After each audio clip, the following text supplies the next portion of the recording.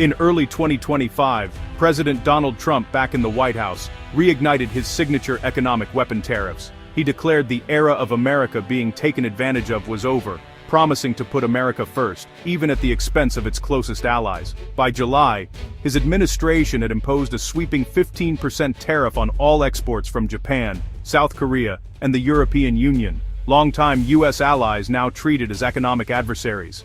These countries were forbidden from retaliating, forced to accept the new terms or face even harsher penalties. The strategy was clear: make it so costly to export to the U.S. that companies would relocate factories and jobs to American soil.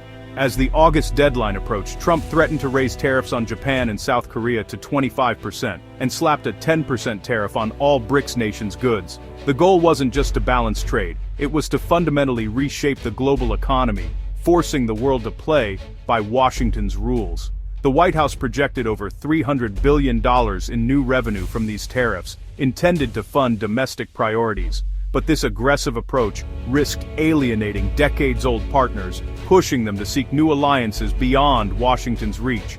The world was being forced to choose sides as the old rules of international cooperation were torn up. The U.S. was gambling with its alliances, betting that economic pain would bring factories and power back home. But the backlash was immediate, and the global order was suddenly in flux. The message was clear: trade with America would now be on Trump's terms, and his terms alone. The world held its breath, bracing for the fallout. The Trump administration's pressure campaign went far beyond tariffs. It was a full-court press for economic dominance. Europe was forced to accept 15% tariffs and commit to investing over $600 billion in the U.S., buying $750 billion in American energy, and spending billions more on U.S. military hardware. These were not negotiations, they were ultimatums, leaving European leaders feeling more like vassals than partners. European capital flowed into the U.S., propping up its economy while weakening Europe's own industrial base. In South Korea, tensions exploded after U.S. agents raided a Hyundai and LG factory in Georgia, detaining over 300 South Korean workers. The images of detained engineers sparked outrage in Seoul, with the public demanding a tougher response to American bullying. The South Korean government was trapped, caught between its most important ally and a furious public. Even massive investments and job creation in the U.S. couldn't shield South Korean companies from humiliation. The heavy-handed tactics eroded decades of goodwill, exposing the unequal nature of these alliances. Across the globe, America's closest partners were being strong-armed into deals that left them weaker and resentful. The message was unmistakable: cooperate on America's terms, or pay the price. The cost of alliance with the U.S. was rising, and so was the backlash. The world's trust in Washington was beginning to crack. For Japan, the American demands were especially punishing. To escape crippling tariffs, Japan was forced into a $550 billion investment deal in the U.S., with all decisions controlled by Washington. Japan had no say in how the money was spent and would only receive a tiny share of returns, and only after the U.S. recouped the entire investment.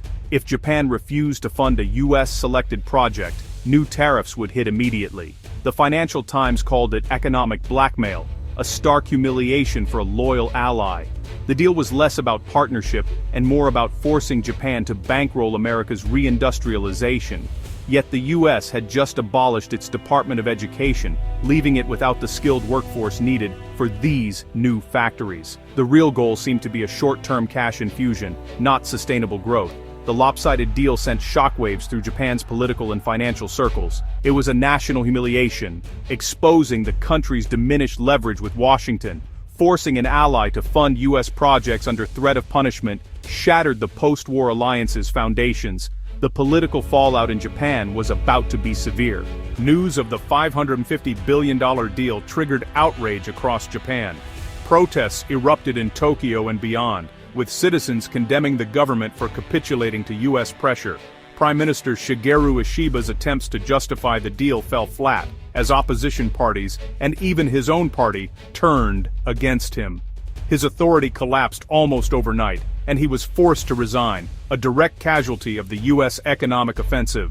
The fall of a Japanese prime minister over a trade dispute sent shockwaves worldwide, showing even America's closest allies had limits. Yet, the political establishment in Tokyo remained deeply tied to the U.S., with likely successors still pro-American at heart. Japan was left in turmoil, caught between public anger and the reality of its dependency on Washington. The crisis exposed a painful paradox. The public demanded independence, but the elite clung to the alliance. The US approach had destabilized its ally, but the alliance endured, at least for now. The cost of America's new economic strategy was becoming clear. As the US tightened its grip on allies, the BRICS bloc, now expanded to include Egypt, Ethiopia, and the UAE, saw both threat and opportunity. At their July 2025 summit in Rio, BRICS leaders united to challenge Washington's unilateralism, calling US tariffs a danger to the global economy. Brazil's President Lula da Silva declared, "We don't want an emperor," capturing the bloc's defiant mood. Trump dismissed BRICS as anti-American, but the group's resolve only grew. BRICS argued for a multipolar world, promoting win-win cooperation instead of dependency. The Rio summit marked a turning point. A significant part of the world was no longer willing to accept US dominance. BRICS began building alternative financial and economic systems, independent of American control. The more Washington pressured, the more attractive this alternative became. The global battle of ideas was now out in the open.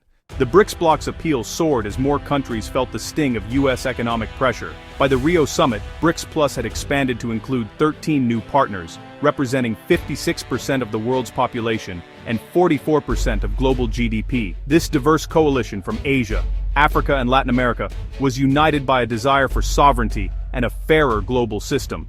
The group's size gave it real leverage, making it impossible for Washington to ignore. BRICS and partners began coordinating economic strategies, building new trade routes, and increasing trade among themselves. Even rivals like India and China found common ground, driven by shared opposition to US unilateralism. The rise of BRICS marked a fundamental shift in global power, from a US-led world to a multipolar reality. For countries like Japan, caught between old alliances and new opportunities, the future was uncertain. The expansion of BRICS was no longer a distant prospect. It was happening now. The world's balance of power was shifting before our eyes. The US faced a new, formidable rival on the global stage. At the heart of BRICS' strategy was a direct challenge to the US dollar's global dominance.